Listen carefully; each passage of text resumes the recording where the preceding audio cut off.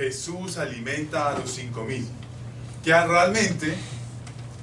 realmente Jesús no es que esté alimentando a 5.000 personas nada más, dice 5.000 hombres sin contar mujeres y niños. Por lo tanto, una buena suma sería otras, si están todos casados con mujeres, tenían otras 5.000, y si tienen todos, por lo menos 2 niños, eran realmente entre 15.000 a 20.000 personas. Por lo menos 20.000 personas. Dicen que eran multitudes. Entonces, ese primer milagro Dios provee, y hace la pregunta que les he dicho durante esta semana: ¿cuánto pan tienen? ¿Cierto? ¿Cuánto pan tienen? Y ellos como que se preguntan: ¿dónde está el pan? ¿Quién hizo el pan? Busquen el pan. Y no se dan cuenta que Él es el pan de Dios. Y le preguntan después: bueno, ¿y cuántos hay? No hay tanto. Y Jesús no tiene cómo contarse, Él lo es todo. El que tiene al Hijo lo tiene todo. ¿No? 5 panes y 2 peces. Y sucede el primer milagro y Dios, el Señor Jesús, nos hace sentar, y el Espíritu Santo viene y multiplica y hace un milagro tremendo. Dice, y hay una expresión que nos encantó, ¿cierto? A todos nos encantó, yo creo que a ustedes también. Comieron todos y se saciaron todos. Porque eso es lo que pasa cuando usted confía en Dios. Usted come, o sea, usted basa su confianza en el Señor, y el Señor no lo va a dejar defraudar. Si se puso caliente, ¿cierto? Es que estaba muy frío al principio. Bueno, entonces, ese es el primer milagro. Alimenta a 5.000. ¿Sí? Y usted a veces se preocupa: ¿y qué vamos a comer? Y no tenemos trabajo, ¿y qué vamos a comer? ¿No se ha preguntado usted a veces? Señor. ¿Qué vamos a comer? Entonces, la próxima vez que usted le pase eso, que no tenga trabajo, que de pronto el alimento es escasez, pregúntese: ¿cuánto pan tienes? Y si usted confía en el Señor, va a quedar satisfecho, más que satisfecho.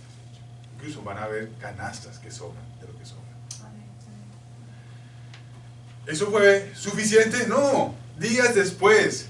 Y días después el Señor tiene que alimentar 4.000. Y le hace la misma pregunta, y esta vez habían solo, ¿cierto? 5 panes y 2 pescaditos. No pescado. No pescadito es peor, pero había una multitud también. Y el Señor vuelve a hacer la misma. ¿Cuántos panes tienen? 2 y 3, 2 y... Eso como, y esta vez hace una expresión: si trabajábamos incluso todos un año, no tendríamos con qué comprar tanta comida para ellos. Me parece tan típica esa expresión. Como cuando usted mira a un hijo que se va para el cole y dice: si así yo trabajaba 5 años con mi esposa, no tendríamos cómo pagar el college de este hijo. La misma pregunta. ¿Sí? O esta casa, o ese carro. Pero Dios es el proveedor por excelencia. ¿Sí? Y como ellos estaban en el centro de la voluntad de Dios, esta situación es creada no para saciarlos del hambre que tenían, sino para mostrar la gloria de Dios, como suceden usualmente las situaciones de escasez en sus vidas. Que no es para que usted tenga un carro, o tenga una casa, o tenga alimento, o tenga un trabajo, o se reconcilie con su esposa. No, es que Dios quiere glorificarse en esa situación. Y no hay mejor momento para ver usted y conocer la gloria de Dios, supliendo, proveyendo, restaurando. ¿Sí? Ahí termina todo. Hermanos, ahí termina todo. No se dieron cuenta quién estaba con ellos. ¿Cuánto pan tienes? Era la conclusión. Después de los milagros, ¿se dieron cuenta quién era Jesús? Era la pregunta. ¿Usted qué haría? Usted quedaría convencido, ¿cierto? Después de los 2 milagros, ¿usted quedaría convencido que Él es su proveedor?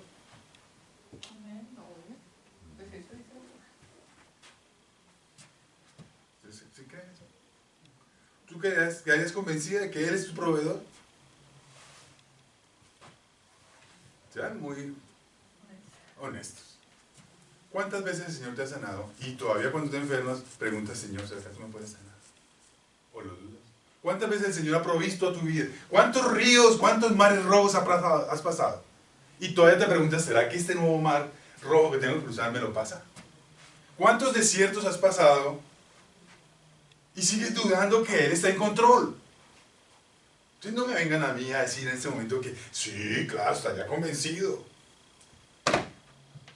Porque es que hay que destronar, no sé si entienden, hay que quitar del trono su yo puedo, yo tengo, todo, para poner al Dios, al yo soy, al gran yo soy, en el trono de su corazón.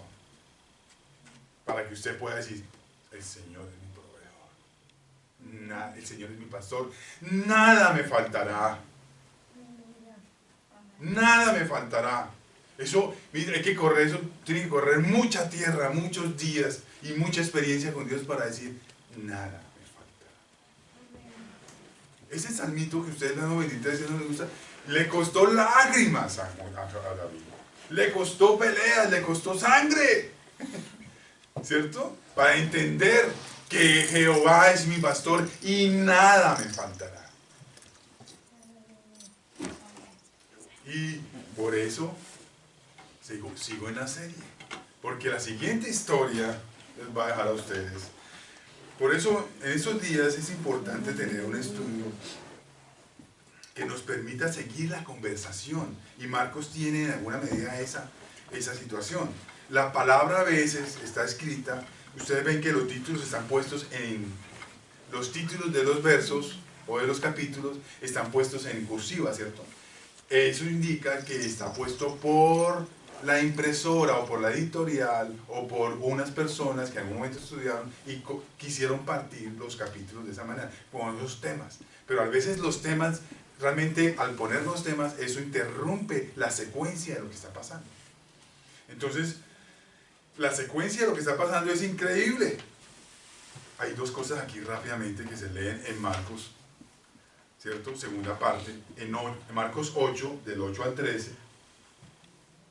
Antes de ir a esa parte, ¿cómo concluyó la parte anterior? El segundo milagro de los 4,000. En 8. Todos comieron cuanto quisieron. Satisfechos. Después los discípulos recogieron 7 canastas grandes de comida que sobró. Ese día había 4,000 personas en la multitud y Jesús les envió a sus casas luego que comieron. ¿Por qué Jesús hace eso? ¿Cómo aprendimos en ambas situaciones? El Señor los mira con compasión. El Señor nos mira con compasión. Él sabe que tenemos necesidad. Él sabe que tenemos hambre. Primero espiritual y segundo material. Inmediatamente después subió a una barca con sus discípulos y cruzó la región de Dalmanuta, ¿cierto? Esto parece un salto en la historia, pero quiero que lo pongan ahí un momento para poner el episodio que pasa en los siguientes capítulos con una nueva conversación de Jesús con los discípulos. Entonces, cuando los fariseos oyeron que Jesús había pasado la orilla, ¿cierto? A una región que se llama Dalmanuta.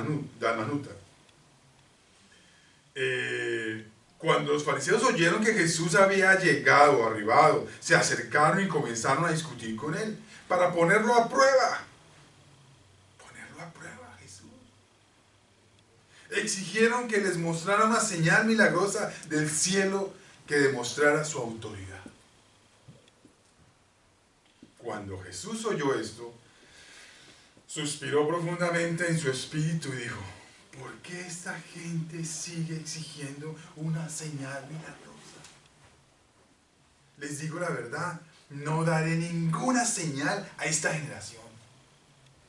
Estaba hablando exactamente de los fariseos, de los judíos radicales que se habían convertido en una secta de fariseos. Los fariseos eran una secta judía que había tomado el control del Sanedrín, o sea, del templo y de las cosas, de los sacrificios delante de Dios. En verdad, no da ninguna señal a esta generación. Luego regresó a la barca y los dejó y cruzó al otro lado. Jesús se la pasaba de puerto en puerto, ¿cierto? Pero mientras dice, pero los discípulos estaban en la barca, ¿no? Ahora, conecte otra vez la situación. Miren lo que le pasó a Jesús, ¿cierto? Decepcionado, quizás frustrado. Jesús ve que esta gente está buscando otras cosas, que esta gente no está escuchando. O sea, los fariseos, los que esperaba él. Porque Jesús tiene expectativas, Dios tiene expectativas. Los que esperaban, los que supuestamente eran los religiosos, los conocedores de la palabra, ¿cierto? Tuvieran una actitud diferente, pero no. Entonces Jesús iba con eso en la cabeza y se monta a la barca y va con los discípulos. Los discípulos se habían olvidado de llevar comida y solo tenían un pan. Están en la barca, acaba de pasar, ¿sí? 4.000 alimentados, 5.000 alimentados, canastas que no cabía. ¿Y estaban qué? Discípulos habían olvidado llevar comida y solo tenían un pan en la barca. Mientras cruzaban el lago, bueno, usted dice que se habían olvidado llevar un pan, ¿cierto? Estaban preocupados, tenemos el pan de vida, ya nos preocupa. ¿Ya habían aprendido ustedes qué dicen? Mientras cruzaban el lago, o sea, otra vez de puerto a puerto, ¿cierto? Les advirtió, atención, miren, ¿en dónde está la mente de Jesús? Atención, oiga, cuidado, por favor, tengan cuidado con la levadura de los fariseos, de estos religiosos, que no quieren escuchar la palabra de Dios, que su religión es precisamente su práctica y no su Dios.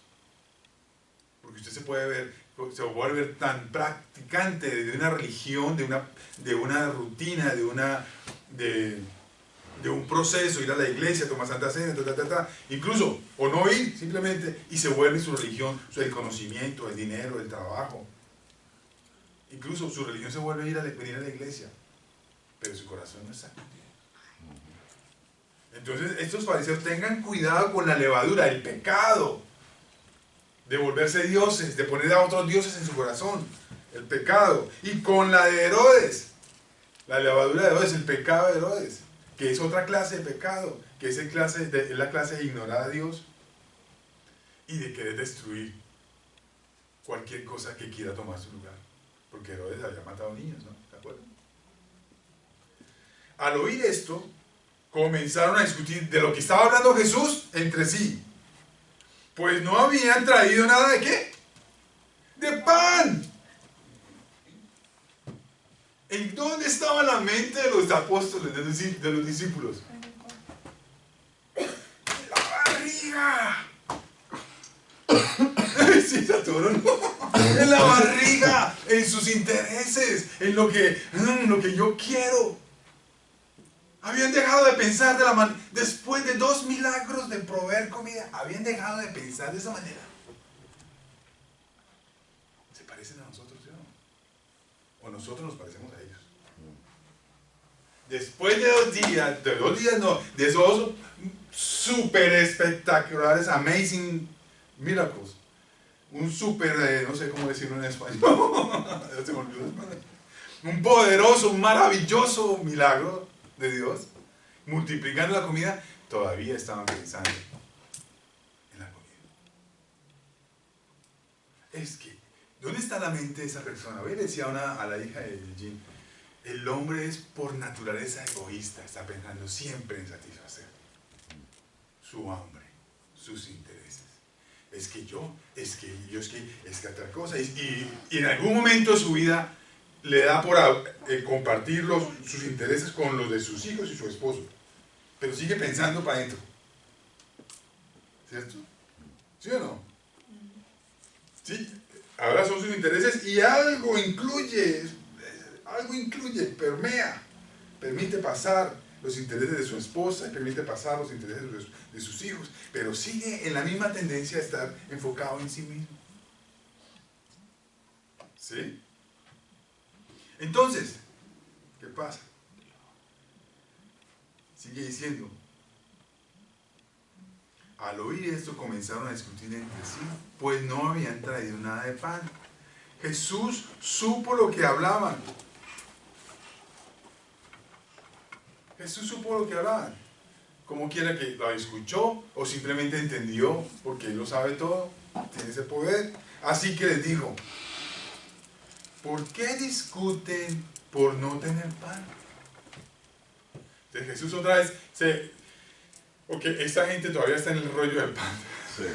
No les puedo hablar del tema del peligro que hay de la religión que representan los fariseos en ese momento, pero hoy el peligro que hay hoy en ser religiosos y perder de vista lo que es tener una relación con Dios. Pero mira hasta dónde ha llegado el tema. Porque la gente quiere seguir siendo religiosa, pero no quiere tener una relación con Dios. ¿Hasta dónde ha llegado? Jesús estaba realmente preocupado por un problema de hoy. Y Herodes, la gente que está en el poder, quiere destruir la iglesia, quiere bloquear su expresión de alabar a Dios, de seguir a Dios. Herodes es un faraón de 600 años después. Y hoy en día, ¿quién sabe qué es el Herodes en nuestros días, en nuestros países? Que quieren decir, no, lo que Dios quiera o establezca para el orden del mundo, no es lo que nosotros queramos. Entonces, bien el aborto, bien el homosexualismo y sus matrimonios, las lesbianas, lo que quieran. Nosotros manejamos el mundo. Ese es el Herodes de hoy. Ese es el Herodes de hoy. Tengan cuidado. ¿Sí me siguen? ¿Me siguen? Lo que estoy tratando de decirle, mire, esto tiene una aplicación hoy. ¿Quién es el Herodes de hoy? ¿Quién es el fariseo de hoy? Entonces, Jesús dice, ok, todavía no están listos para este tema. De nuevo lo dejo allá. ¿Por qué? Vuelvo a su tema, porque ustedes siguen en el pan. Entonces me toca devolver. ¿Por qué siguen en el pan? ¿Por qué siguen discutiendo por no tener pan? ¿Cuántos panes tienen? ¿Cuántos panes tienen? Esta vez no me han llevado ni uno. Pero están conmigo, el pan de vida. Y las preguntas que siguen son indignadas de Jesús, pero al mismo tiempo de una misericordia. ¿Todavía no saben ni entienden? No saben ni entienden. Tienen el corazón demasiado endurecido para comprenderlo. No sé si encuentran mi angustia de compartir esta palabra. Pero yo siento que mi vida me dice, todavía no sabes, no entiendes. ¿Quién es tu pan? ¿Quién es tu pan? ¿El que compras en la panadería? ¿El que traes todos los días para ir a trabajar? ¿Ese es tu pan? ¿No entiendes? Esa es la conversación de Cristo para hoy, nuestros días. ¿Quién es tu pan, hermano, hermana? ¿Ah? No saben ni entienden, tienen el corazón demasiado endurecido. ¿A usted le gusta? Vamos, dígale a su hermano, ¿tiene el corazón demasiado endurecido? Dígale a su hermano ahí al lado, míralo a los ojos. ¿Tiene el corazón demasiado endurecido? Dígale a su hermano, a su hermana, a su esposo ahí, ¿tienes el corazón demasiado endurecido? Eso no es un halago. Dígale ahí, ¿todavía no sabes, no entiendes? Diga a su esposa. ¿No sabes, no entiendes? Hermano, ¿no sabes, no entiendes? ¿Quién es tu pan? Yo sí estoy aprendiendo. ¿Sí? Amén. Por mi enfermedad. Amén. Amén. Amén. Ahora, si esto les pareció duro, ustedes tienen ojos y no ven. Tienen oídos y no pueden oír. No recuerdan nada en absoluto, hermanos.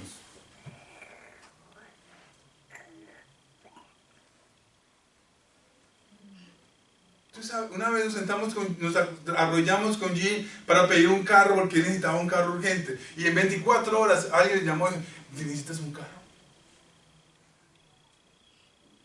Cógelo el tiempo que lo necesitas. Bueno, ya hablábamos de una semana. Pero el otro, él no necesitaba más tiempo. Pues. Pero son las cosas que hace Dios. Después pasó otra vez. Y después pasó otra vez. Yo en esa, Señor, oré por un carro. Necesitamos un segundo carro. Teníamos una camionetica gris que ya se fue, porque ya estaba malita. Necesitamos un segundo carro. Mi esposa se iba en el carro a trabajar y yo tenía que venir a la iglesia y yo, pues, le gusta la bicicleta, entonces venía en bicicleta. Pero no puedo visitar sin bicicleta, sobre todo ahora en invierno. Necesito un segundo carro, Señor. Y yo miraba los carros y ese carro de $600 ya destartalados en esos lotes. Y yo, ay, Señor. Eso fue como en enero. Y Dios me dio un proyecto muy bonito con esta organización Grace Mars. Y empecé como 15 días con ellos, llevaba 2 semanas. Y me dice Greg, un hermano, me dice, Omar, voy a vender unos carros, de pronto te interesa tener uno de esos. Y yo dije, ok, yo lo entendí bien. Voy a vender esos carros, voy a liquidar estos carros y de pronto te interesa vender. Ok, ¿cuándo los puedo ver? De pronto hay una buena ganga, ¿no? Son esos juegos, unos carros inmensos y había 2 carros de automóvil. Bueno, me gusta este. Ok. Mañana hablamos. Ok. Yo y bueno, será que en este momento todavía no me puede decir nada. ¿Cuánto es? El día siguiente yo me entregó la llave y dice, aquí está el carro. Pero no, pero un momentico. ¿Cuánto vale? No es tuyo. No. ¿Cuánto vale? Es un ¿cómo era? Chevy Cobalt 2010, 100.000 millas. Es tuyo. Perfecto el carro. No puede ser. ¿Cuánto es? No. Dios me ha dicho que te lo dé y yo obedezco. Aquí está. ¿Cómo crees que me quedé yo?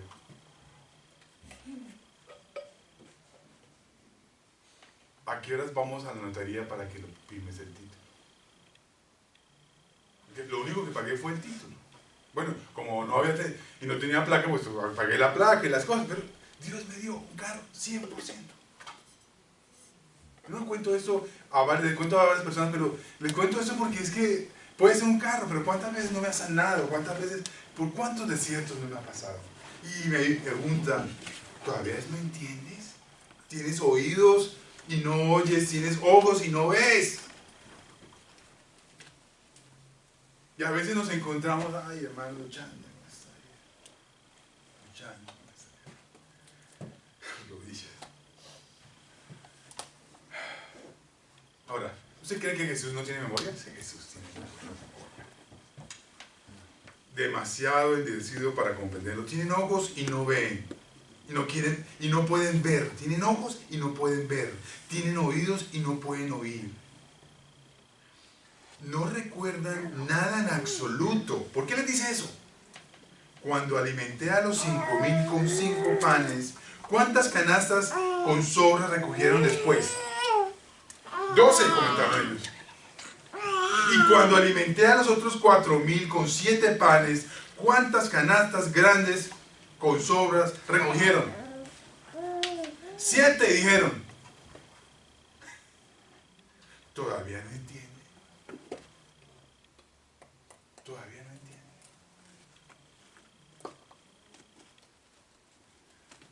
Yo sé que a veces la enfermedad, pero llevas 87 años, hermana Ana, ¿sí?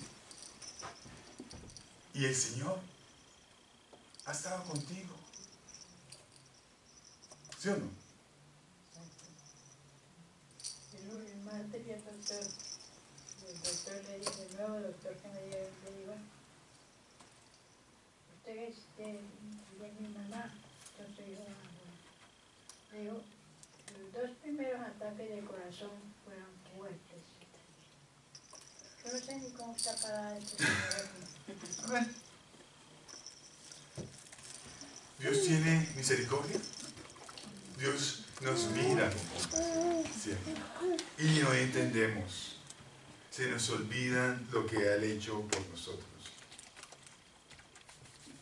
Se nos olvida lo que ha hecho por nosotros. Lo que pasa es que muchas veces queremos que Dios haga lo que uno quiere, pero Dios hace de acuerdo Su a Él. perfecta y buena voluntad. Sí. Porque su voluntad es perfecta y buena. Entonces, yo siempre le digo, háganse su santa y divina voluntad porque Él es el dador de vida y no podemos nosotros forzarlo a Él que nos dé lo que nosotros queremos. Amén. Aquí sucede algo bien importante. Y aquí es como quiero, así, si ustedes acaban de ver, lo que está reflejando es nuestra actitud frente a las situaciones difíciles. Dios provee una cosa, provee otra cosa, hace un milagro, hace otro milagro, y ustedes todavía siguen, y yo, seguimos dudando del amor y la misericordia de Dios. Pero Él no quiere esto. ¿O sí? Su indignación sería en vano. Él quiere que nuestros ojos sean abiertos. Y inmediatamente el Señor, de una manera especial, porque el Espíritu de Dios quiere mostrarnos siempre algo, nos muestra un episodio que parece fuera de contexto. No, no está fuera de contexto. Porque es que muchas veces necesitamos orar por esto, porque nuestros ojos sean abiertos. Porque nuestra vida sea sensible al carácter y al amor y a la forma en que Dios actúa. En esta semana hablábamos con los hermanos de los diferentes grupos. Necesitamos entender y conocer a Dios de una manera íntima y personal. Lo conecto con el hombre, dos historias. Ana, que pide por su bebé y le es concedido. Ella sabe que Dios lo puede hacer. Ella sabe que Dios lo puede hacer. Y finalmente se humilla y le hace una promesa a Dios: yo te lo voy a dedicar a ti. Amén. Te lo voy a dedicar a ti. Y el Señor se lo da. Y ella, así como sabía a quién ir para que Dios le diera ese milagro, también sabía que tenía que cumplirle su promesa. Porque en eso se conoce una persona que conoce a Dios. Si usted no conoce a Dios, a usted le es fácil romper una promesa y preocúpese. Pero si usted conoce a Dios, usted puede pasarle por encima de todo cualquier cosa, pero usted va a cumplirle a Dios la promesa. Porque sabe con qué Dios se ha metido. Y Ana sabía con qué Dios se ha metido. Además, Dios tenía un propósito con ese bebé. Era el profeta Samuel. ¿Cierto? Pero también leíamos la otra historia de este hombre que pidió la bendición de Dios para ganar la victoria. Y sabía que si él le pedía la victoria, como la victoria era algo que Dios lo había encargado como juez, Dios la iba a conceder. Solo que cometió un error. No revisó bien qué prometer. Y prometió a la primera persona que saliera de su casa. Y cuando regresó a la victoria que el Señor le cumplió y le dio, la primera persona que salió de su casa era su hija menor y su única hija. Entonces todo el mundo, pues, no puede ser. Bueno, todos de nosotros, no había ni uno que me dijera: no, es posible que vaya a sacrificar. Además, a Dios no le gustan los sacrificios, ¿no? Pero la historia está registrada en que Él le prometió la primera persona que saliera de la casa. Y después de 3 meses, que Él le dio a su hija para estar llorando por eso, ella regresó: papá, cumple tu promesa. Porque a Dios no lo podemos engañar. Y estaba lista. Y Él también. Y Él sacrificó a su hija, tal como le dijo a Dios. Una historia muy triste. Pero yo noto 2 cosas ahí. Él conocía Dios, ese hombre conocía el poder de Dios para darle la victoria. Y conocía a Dios también, que no podía engañarle. Si le había prometido algo, eso tenía que cumplirle. Y recientemente escucho de nuevo la historia de Abraham. Abraham conocía a Dios. Tanto que cuando él estaba en camino y su hijo ya estaban a pocos metros del lugar donde iban a sacrificar, su hijo le pregunta: Padre, pero ¿dónde está el becerro que vamos a sacrificar? Y le dice: Dios proveerá. Fíjate que no le dijo: venga, tú eres el becerro. Como: hoy tú eres el becerro, Dios no, tenemos un Dios malvado que no entiende, que no sabes cuánto te ama. Un Dios caprichoso que hace las cosas y nosotros nos deja ahí sin entender. Abraham dijo: no, Dios proveerá. Y cuando llegó al lugar, sí, lo amarró y ella se dio cuenta quién era el becerro. Lo amarró, lo puso en el altar. Y cuando iba a usar su mano para sacrificarlo, Dios le dijo: detente.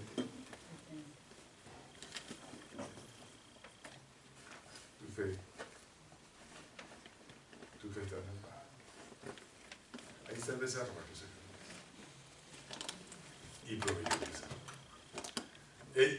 Él no está imaginándose algo, él sabe quién es Dios. Para hacer promesas a Dios y para cumplir a Dios hay que conocerlo. Por eso mucha gente no le sigue porque no lo conoce.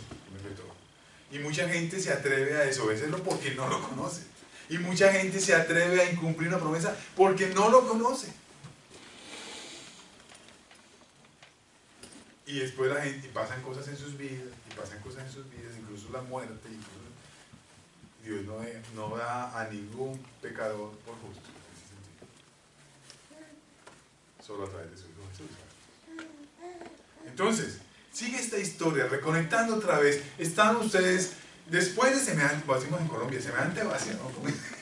Después de semejante regaño, de semejante juguetera, pues, que le pega a Jesús a los... Usted no entiende, no oye, no escucha, no se les olvida. Usted no, ¿qué les pasa? Y eso es como para nosotros, ¿no? Yo siempre quiero ponerlos allá, pero quiero ponerlos acá también. Aquí nos está diciendo: ¿qué les pasa? Que no escuchan, no entienden, no oyen, se les olvida todo lo que han hecho, todo lo que yo les he hecho por ustedes. ¿Cuántos panes tienes? Otra vez. ¿Cuántos panes tienes hoy? ¿Cuántos panes tienes hoy? Díganle a la persona que está a su lado: ¿cuántos panes tienes? ¿Cuántos panes tienes hoy? ¿Sí? ¿Y quién se atreve a responder? ¿Quién se atreve a decir: yo tengo el pan? El pan de vida eterna. ¿Amén? Vamos a terminar esto con esta lectura de lo que está pasando. No entienden nada, les pregunto, y como que queda un vacío ahí, ¿cierto? Cuando llegan a Betsaida, algunas personas llevaron a un hombre ciego ante Jesús y le explicaron que lo tocara y lo sanara. Interesante, tocara y sanara. Jesús tomó al ciego de la mano y lo llevó fuera de la aldea. Otra cosa interesante, ¿por qué es que ya lo fuera de la aldea? Luego lo escupió. Yo había predicado antes sobre eso, ¿no? Sobre la saliva en los ojitos. Siempre había predicado antes de eso. Lo escupió en los ojos del hombre, puso sus manos sobre él y le preguntó: ¿puedes ver algo? Eso siempre con sus preguntas. Pregúntale a la persona que está al lado: ¿puedes ver algo? ¿Puedes ver algo? ¿Puedes ver algo? Hermano, ¿puede ver algo? Pregúntenle a su esposa, es un buen ejercicio. ¿Puedes ver algo? Ok, el hombre miró a su alrededor y dijo: si veo a algunas personas, sí, veo a algunas personas, pero no puedo verlas con claridad. Parecen árboles que caminan. Entonces, cada vez que Jesús dice: me quedó mal hecha la mezcla, venga a ver otro poquito. ¿Será que Jesús... Yo siempre me han preguntado por qué Él vuelve a juntarlo? Él tiene propósitos ahí, hermano. Quiero que lean entre líneas. ¿Será que me quedó mal hecho y me urge el remedio de saliva mía con barrito aquí? Barrito Santo, no sé, Tierra Santa, pues Barrito Santo. ¿Será que no? Él no se pregunta esas cosas, él le tiene un propósito. Entonces, le coge otra, o entonces Jesús nuevamente puso nuevamente sus manos sobre los ojos del hombre y fueron abiertos. Su vista fue totalmente restaurada y podía ver con toda claridad. Sus ojos fueron abiertos y podía ver completamente. Su vista fue totalmente restaurada y podía ver con claridad. Jesús lo envió a su casa y le dijo: no pases por la aldea cuando regreses a tu casa. No me voy a quedar en esa explicación. ¿Qué pasa ahí? ¿Qué pasó? Como dijo mexicano, ¿qué pasó, hermanito? ¿Qué pasó ahí? ¿Por qué esa historia ahí?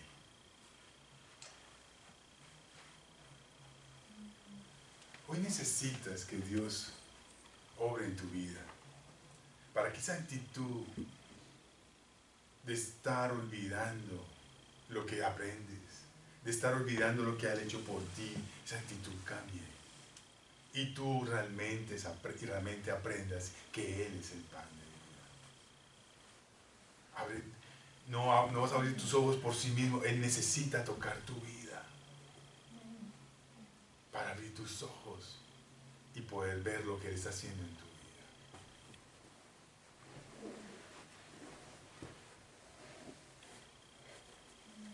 Ya. Ven que ese capítulo no tiene nada que ver con el cielo. Tiene que ver con lo que Dios está haciendo en nuestras vidas y conectando a ellos, a estos discípulos, y en este caso a nosotros, diciendo: oiga, ustedes no pueden seguir en esas, olvidando lo que yo hago por ustedes. Viendo y no teniendo claro, no entendiendo, escuchando y pareciera que entraba por un oído y salía por el otro, pero no pasó nada en su vida. Acabamos de ver Santiago, ¿cierto? Santidad práctica. Escuchar más, hablar menos y airarnos mucho menos. Despojándonos de toda maldad, de toda iniquidad, de toda inmundicia, de toda malicia. Acabamos de ver esas cosas y Dios nos enseña estas cosas. Dice, el mismo Jesús dice: comparo al que hace estas cosas como un hombre sabio, que edifica su casa sobre la roca, que edifica su vida sobre la roca. Pero es un hombre necio aquel que no edifica su casa sobre esta roca, sino que sigue edificando su casa sobre lo que él pensaba, sobre lo que él creyó, sobre lo que le enseñó su papá, su mamá, su abuelo. Todos los errores y pecados de este mundo siguen siendo la base de su casa, en vez de ser esta la base de su casa. ¿Cuál es la base de tu casa? ¿De qué necesita el Señor? ¿Qué necesita el Señor quitar de tus ojos? ¿Qué ceguera hay en tus ojos para no ver lo que Él tiene y quiere para ti?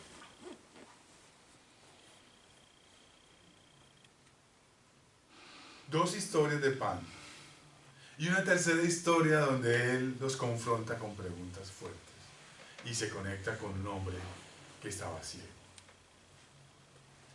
Esa ceguera espiritual que a veces nos acompaña, es necesario orar por ellas y quitarla de nuestra mente. Porque no podemos estar en la misma cosa. No podemos seguir en la misma cosa, con el mismo problemita. ¿Hasta cuándo?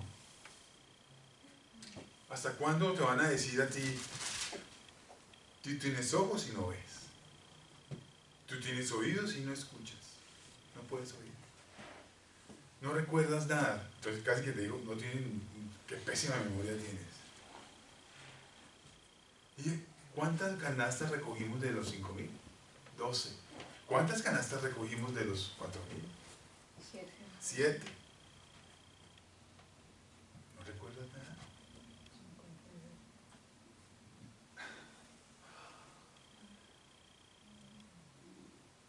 Y recuerdan que fuimos saciados todos, que comimos hasta cuando no pudimos más.